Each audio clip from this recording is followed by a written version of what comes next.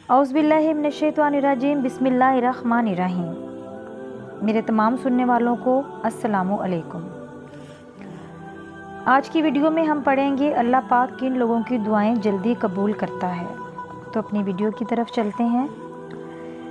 मरीज़ की दुआ ज़रूर कबूल होती है। अल्लाह ताला से सवाल तो हमेशा आफ़ियत ही का करना चाहिए, लेकिन अगर बीमारी आ जाए तो उसको भी सब्र व शुक्र के साथ बर्दाश्त करे। जब मोमन बंदा बीमार होता है तो अव्वल तो बीमारी की वजह से उसके गुनाह माफ़ होते हैं और दराजात बुलंद होते हैं। दूसरे, तंदुरुस्ती में जो इबादत करता है उस सब का सवाब उसके लिए लिखा जाता है। तीसरे, उसकी दुआ की हैसियत बहुत बढ़ जाती है और ज़रूर कबूल होती है।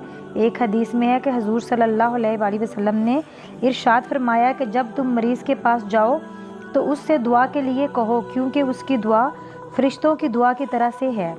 मरीज़ अपनी तकलीफ़ में और कुछ नहीं कर सकता, अल्लाह ताला के ज़िक्र में तो मशगूल रह ही सकता है और अपने लिए और अपने अजीज़ों के लिए खूब दुआएं कर सकता है। मोमन की बीमारी भी नेमत है, मगर कोई अपनी हैसियत तो पहचाने और नेमत को नेमत तो जाने। कुरान और हदीस का इल्म ना होने की वजह से मुसलमानों को ना ईमान की कीमत मालूम है, ना मोमन की हैसियत का पता है। अल्लाह ताला इल्म दे और समझ दे सबको। अपने लिए तो दुआ सभी ही करते हैं, इसके साथ अपने मुसलमान भाइयों के लिए खुसूसी और अमूमी दुआ करना चाहिए। मुसलमानों के लिए आम तरीके पर भी दुआ करें और अपने वालिदैन और रिश्तेदारों के लिए दुआ करते रहना चाहिए। इसमें अपना भी फ़ायदा है और जिसके लिए दुआ की जाए उसका भी फ़ायदा है। एक हदीस में इरशाद है कि पीठ पीछे मुसलमान भाइयों की दुआ कबूल होती है। इसके सर के पास एक फ़रिश्ता मुकर्रर होता है। जब वो अपने भाई के लिए दुआ करता है तो फरिश्ता आमीन कहता है और ये भी कहता है कि भाई के हक़ में जो तूने दुआ की है तेरे लिए भी इसी जैसी नेमत और दौलत की खुशखबरी है। एक हदीस में इरशाद है कि सब दुआओं से बढ़कर जल्द से जल्द कबूल होने वाली दुआ वो है जो गायब की दुआ गायब के लिए हो, और वजह इसकी ये है कि ये दुआ रियाकारी के बैद होती है और महज़ खुलूस और मोहब्बत की बुनियाद पर की जाती है, और इसमें इखलास भी बहुत होता है, क्योंकि गायब की दुआ बड़ी तेज़ी के साथ कबूल होती है। इसलिए दूसरों से दुआ की दरख्वास्त करना भी मसनून है। सल्फ़ का ये मामूल रहा है, एक दूसरे से दुआ की दरख्वास्त करते थे और अहले अल्लाह अब भी इस पर अमल करते हैं। जिससे दरख्वास्त की जाए इसको चाहिए कि दरख्वास्त रद्द ना करे, ख़ास उस वक़्त भी दुआ कर दे जिस वक़्त दुआ के लिए कहा जाए और बाद में भी दुआ कर दिया करे।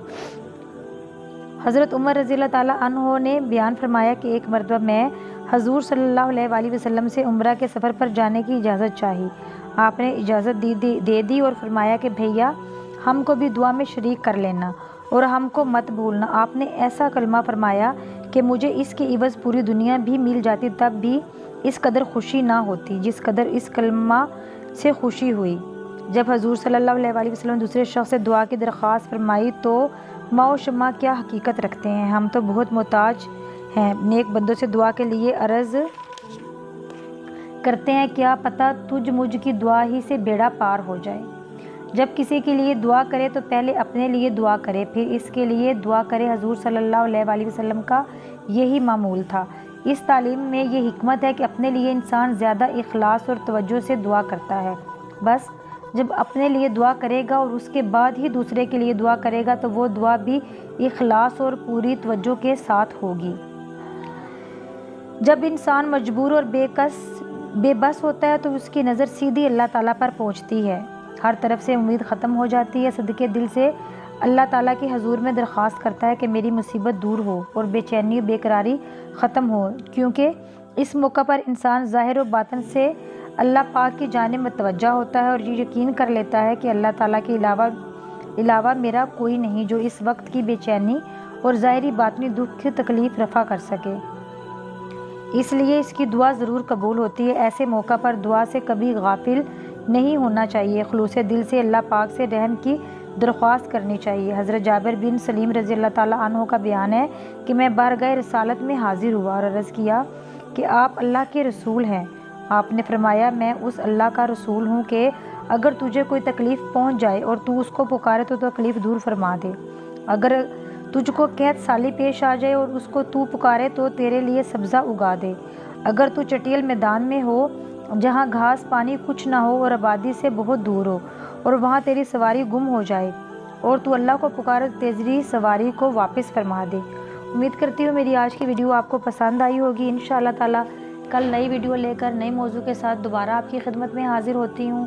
جب تک کے لیے اجازت دیجیے۔ اللہ حافظ، فی امان اللہ۔